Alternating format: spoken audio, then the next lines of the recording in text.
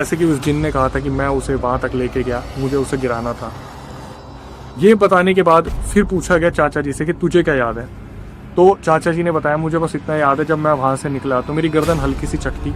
उसके बाद मुझे बस इतना याद है कि रह रह कर मेरी आंख खुलती थी और वो जो जिन था वो मुझे बहुत मारता था। मुझे कुछ गला हुआ सा इंसान दिखता था 8-9 फीट का, और वो जब भी आता था मुझे बुरी तरीके से मारता था और मेरा मुंह बंद रखता था, मेरी आंखें बंद रखता था, मेरी जुबान नहीं खुलने देता था। तो गुरुजी ने बताया कि अब फाइनली तुम्हारा समाधान हो चुका है, सारी चीज़ें खत्म हो चुकी है, उस जिन को दोबारा उसका स्थान मिल गया, उसे बलि दे दी गई है।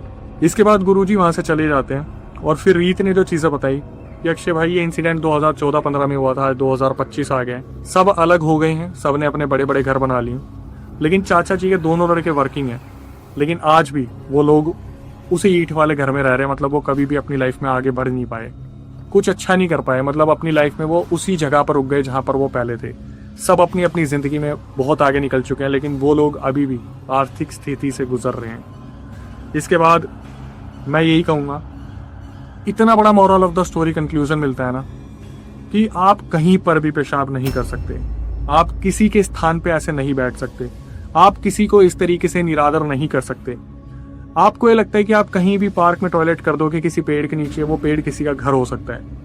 इसका कोई सॉल्यूशन नहीं है। मैं आपको गारंटी लिखित नहीं दे सकता कि आप ये बोलो कि मैं यहाँ मूत्र विसर्जन करने आया हूँ और आप इस जगह से हट जाइए, मैं आपको निरादर नहीं करना चाहता। कोई अपने घर पे इस तरीके से होते देख नहीं सकता। आपको खुद समझदारी दिखानी पड़ेगी, आपको खुद अपने घर में आके टॉयलेट करना पड़ेगा। अगर आपके घर के बाहर कोई टॉयलेट करेगा तो आपको कैसा लगेगा?